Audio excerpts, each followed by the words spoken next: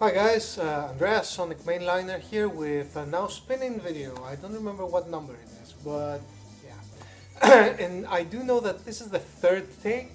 Actually, I tried to do it on Thursday twice, and then the phone rang twice while I was doing it. And because I'm lazy as I am and I don't do editing, I just didn't upload it. So there you go. I gave up, yeah, Tudor did a now spinning video yesterday, so I was like, you know what, I need to do one of these. I mean, you know, it's, as I said, and Tudor seems to agree, these are the most interesting videos that you can make, because it sort of shows the kind of music that you gravitate to rather than things that you actually buy, because yeah, you have stuff on your shelves, but you buy new things to put there, but there are some specific ones that you actually pick out more often than others, or maybe you pick them out because you haven't listened to them in a while. So anyway, doesn't matter. You're here for the music, and that's what we are. We are. Yeah, we are. Has like, you know, the plural of royalty. Anyway, what I'm going to be showing you is some CDs and some records. Start off with a CD, which is this one. Now, I've shown this quite a few times. This is what's playing in the background. Apologies for the glare. This is Wizard Sleeve, Beyond the Wizard Sleeve, excuse me. And this is a compilation of 12 inches that came out between 2005 and 2008. They are DJs A Duel. There's not a lot of information about them. At least I haven't dug that much to find information about them. I do really like their music, and this has only been released, to the best of my knowledge, on CD. It's out on the Third Mind label, which has some very interesting stuff. And what they do is they remix 60s and 70s sort of garage psychedelia, garage psychedelia, that kind of stuff. Some of the songs are well known, some of them are not. They do a 3000 Light Years Away from Home remix here. It's not like becomes danceable or whatever, it's just a little bit more updated, if you know what I mean. So yeah, it's very faithful to the original, so you know. Anyway, you can hear it, I hope you can hear it anyway. There you go. So, another thing that I was listening to was this one. This is the name of the band is Talking Heads. That's the title. The name of the band is Talking Heads, yes. So this is a double CD I got like 9 years ago or something like that, when I wasn't buying vinyl. I wanted to have a music collection, but I didn't have a turntable, so I bought the CD. I bought all the Talking Heads CDs, although I did have some of them on records, you know, on LP back home. This is a double live album, and I was inspired to pick this out because I watched the well, it's not a documentary, it's like a performance, live performance called Stop Making Sense. Came out sometime in the 80s, early 80s, and is very, very good performance. It sort of starts off with David Byrne playing Psycho Killer. In the beginning it's him, a guitar and a tape recorder, and then as you know, as they play more songs, more people come in. There's like a full choir and everything, and it's just brilliant. And yeah, they're really good live, really good live. So yeah, Talking Heads, I don't need to know any more about that. Another one, another CD. Funnily enough, I pulled this out because I watched Anthony Camplone's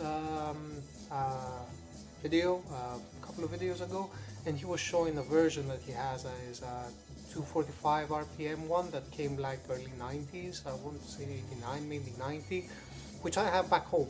But here I have this because I got it for like £5 or whatever. It's really nice. It's like, you know, it's gatefold and yeah, heavy cardboard. It's really, really nice. So yeah, absolute classic. Stone Roses, obviously, their first album. Yeah, brilliant. and it has Fool's Gold, which was not part of the original LP as well. By the way, what's happening down under? I mean, I haven't seen Fred, I haven't seen Christian make any videos. I don't know, did the school go on holiday? What happened there? Yeah, Anthony, that started making videos, suddenly disappeared. And yeah, I mean the crew down there is not very productive lately. I don't know what's going on. I have no idea. Anyway. And this one, I played this one. I haven't played this in a long time now. I got this back in, I don't remember. I think that I got it when it came out, which I honestly do not remember when it came out. I want to say 2009 or maybe 2010. This is Fang Island. This is their first LP. I don't know whether they did another LP. And musically, they're very sort of, they're indie, alright? So they're indie, but the production is like, it's very heavy for an indie band, and the music is very progressive for an indie band. So there's a lot of changes, there's a lot of things going on in this this album, and but it's, yeah, if you allow time for your brain to decipher what's going on and sort of get to grips with the flow, because there is a flow, sort of very rewarding, and it's highly recommended. Do check it out. The first listen is going to be like, oh my god, what's happening here? This is way too much. But it is rewarding and you should check it out. Enough CDs. Some vinyl. I had a friend around, and he's an ex-goth, but he has. I don't think that it's fair even for him to say that he's an ex-goth and he was listening to goth music, because he had a much wider kind of spectrum of music that he was listening to, although he sort of gravitated towards that, and he has graduated to a lot more interesting stuff since. I mean, that was like many years ago. So yeah, I played him this because I knew that he would like this. This is Elephant 9 and Doo Doo Voodoo. It came out in 2009, I want to say, or 2008. Rune Gramophone, which is an amazing label. I mean, probably if you can do it financially and you have space for it, I would recommend everything that came out from Rune Gramophone pretty much. There are some things that are a little bit questionable, but most of it is very solid. Elephant 9 is one of them, jazz, fusion, sort of experimental kind of music. Excellent, do check these guys out. I found out about these guys from Pitchfork. I think that this was one of the year end lists from Pitchfork Media. And some people may, diss Pitchfork, but they do get a lot of things right. So, and a source is a source at the end of the day. You do what you want with it. So yeah. One that I haven't played in a long time, not that long, is this one. It's a 10-inch, double 10-inch, Matana Roberts, Coin, Chapter 1, Jean de couleur libre. Yeah. Free colors, Jean. I don't know what Jean means, but yeah. So Madonna Roberts, she is a jazz singer, and this is like a sort of a free jazz kind of album. Quite free jazz. It was, I think it came out in 2012, I want to say. Definitely one of the top albums from that year, and yeah. She has like 12 chapters planned. There's been she has released a couple of, 2 more. So there's like 2 more chapters available now. Yeah, and the other thing is that this is on Constellation Records, which you may know, Canadian label that is home to Godspeed You Black Emperor. This is not very Constellation, sort of what you would expect from Constellation, but definitely worth checking out. Really, really good. An album that I got many years ago when I started buying records again, and I got it for a really good price. And there was huge disparity between what I paid and the actual quality of the music. Is this one? I got it for £3, I think. This is the Juche Column, and this is Circuses and Bread. And this is a reissue on Vinyl Lovers, which is, I think, a Russian Federation sort of, yeah, Lilith. I think Lilith and Vinyl Lovers are like sort of Russian or whatever. Anyway, it says manufactured in the EU, probably pressed in the Czech Republic. Masters probably is going to be from a CD or something. I doubt that they had access to the actual masters.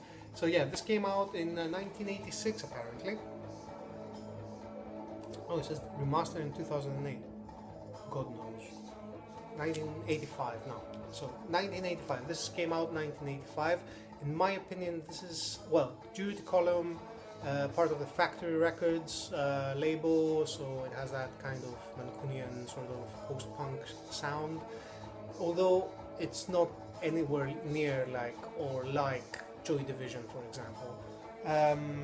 It is more lyrical, not lyrical.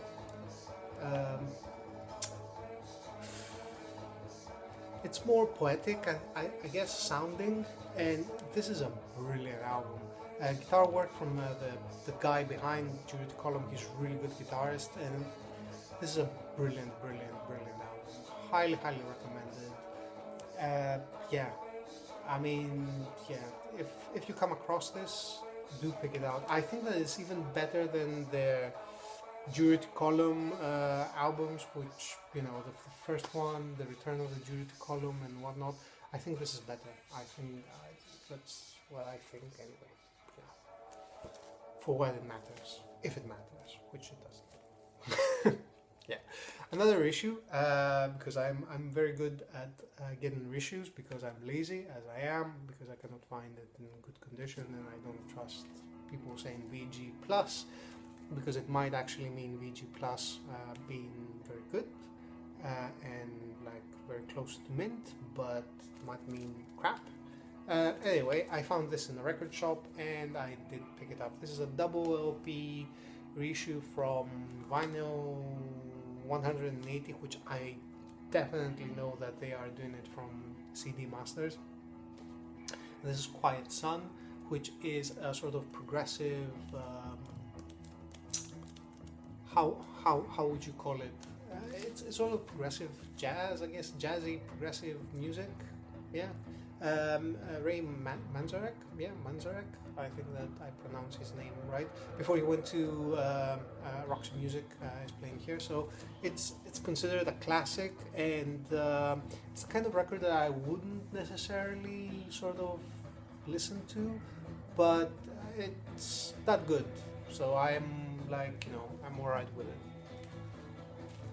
I had another friend here, and I was showing him, you know, how I have organized the record collection, because it was like, yeah, well, you know, you will not be able to find anything, but, you know, if you look at this is like that, this is 60s, this is like, you know, psychedelia, this is electronics, this is like jazz, and it's like, oh, and this is Japanese music, this is just Japanese music, because I do have like, you know, a shelf that has just Japanese bands.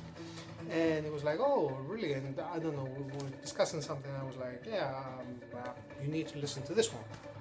And this is Satori from the Flower Traveling Band, and this is a sort of progressive psychedelic masterpiece. Yeah, I mean, out of the stuff that they've done, this is probably the best one. Satori, you know, do check it out. Came out in the 70s. This is a Phoenix reissue.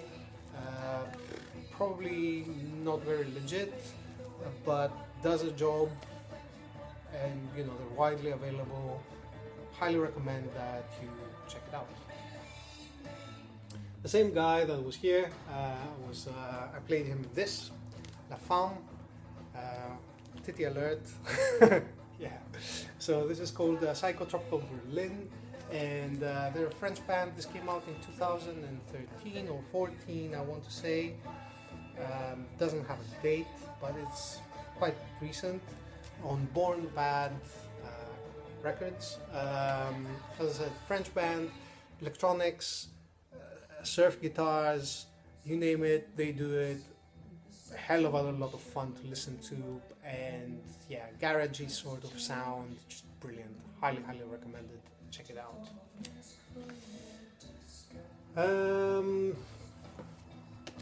Funnily enough, there was another friend that was here, and we were just listening to some stuff, and I pulled out this one, The Beyond, and 2 days ago, Bostonian Reggie, who hasn't made a video in a long time, Mike, posted this on Facebook, well, a version of this, and yeah, I was just playing it like, a few days back, which is quite interesting. This is Mario Frizzi? Is it Mario Frizzi? Fabio Frizzi, sorry, Fabio Frizzi. The Beyond. This is a stunning cover. I think this is I don't think that this is the original cover of the album when it came out in like 1980, whatever. But I think that this is a really good cover. Anyway, yeah, classic sort of Italian horror movie soundtrack. There is a new reissue out. I recommend that you pick it out, not only because it's Halloween, because it's really good music and you can listen to it at any time. And that's it. This came out in 2013, I want to say. Yeah, The Beyond was in 1981. There's a version of this which is colored. I have just black vinyl one, but yeah, it doesn't matter. I prefer the non-colored ones anyway. I mean, yeah. I've also been in 17 minutes. I'm doing good time. I'm doing really well with time. Well, during the time that friend of mine was here, I've also picked out something that I hadn't listened to in a while from the library, from the shelves. So this is absolute monster classic. Well, it's obscure, so you cannot really say that it's a classic, but it's a monster album. Trad Grach och Stenar, and this is a live recording from 1970s. It's June 12th, 1917. Gadet has umlauts. Gardet, sorry. Has umlauts on the A, so I don't know if that is pronounced or not. This is released from Subliminal Sounds. Trad Grach och Stenar is sort of one of the classic progressive psychedelic bands from the 70s from Sweden, and this is a monster album. You should, if you see it, pick it. Just take it. Just don't don't even think about it. And because I played that one, I also played the band that became Trad Grach och Stenar was. This is a super monster album. This is Parson Sounds. This is truly a monster. This is a 3 LP set. Oh, this you can hear Erkin Koray now. We're still listening to this. This is Erkin Koray. I can't remember the title of the song. Yeah, this is a 3 LP set from Parson Sound. Originally, I don't think that they released anything, so there aren't any albums from the 70s. The only albums that were released were from Trad Grach och Stenar, and I think there was International Harvester as well, which was like this band sort of split. I'm not entirely sure, I don't remember, into like International Harvester and Trad Grach och Stenar, I think. Don't quote me on that, but yeah. Anyway, this band. So these guys, before they became the other bands, they were Parson Sounds. They never released anything officially. There wasn't any kind of album released to my knowledge. There was a CD that came out in 2004 because I remember it because I bought it when I was back home, and came out 2004, 2005.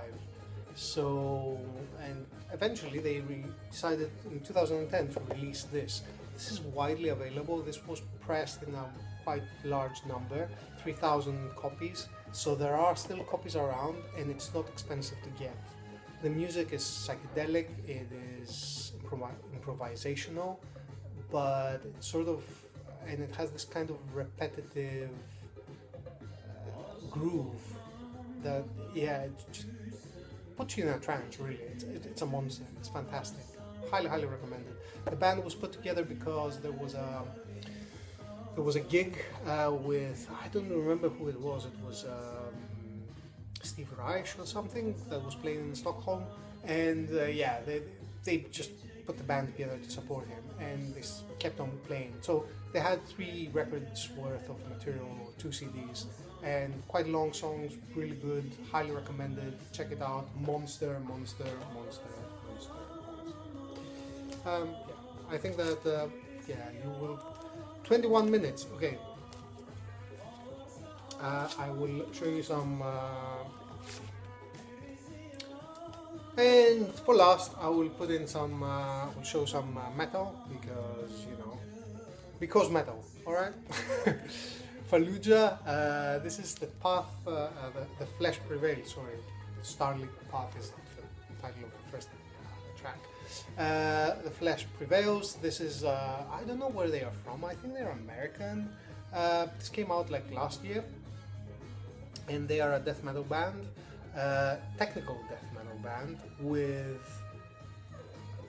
progressive metal guitars. So there's like a lot of like very kind of virtuoso soloing on top, which sort of would fit more a band like I don't know, some melodic, orchestral, whatever they call it, sort of metal. Yeah. What is that? I hate those kinds of bands. I find that the sound pompous and terrible. Something with anyway. That kind of sound, I just hate it. It's called symphonic metal. I hate symphonic metal. I find it just terrible. But yeah, some of that infused into this sort of does make sense. So yeah, if you're into this kind of thing, it's quite good. Yeah. And finally, Zastur. I don't remember which one this is. It's like 3rd, 4th, 5th, 17th. He's done a lot of releases. This came out in 2004. This is Telepathic Dead. This has been recently re-released or reissued or whatever. I don't remember if the original one was ever released on vinyl. Potentially might, I don't know. It doesn't matter. This is out on Profound Lore. No Foreign Sounds. What was it? Under exclusive pact with Moribund. Yeah. Okay. Yeah. No, this is like 2013. I got it like last year or this year. I don't remember. Anyway, this is black metal. This is original kind of black metal. The sound is like, it's what they call cold. I call it bleak. It's bleak sounding. It's like really bleak sounding, and I think the bleak sound comes from a combination of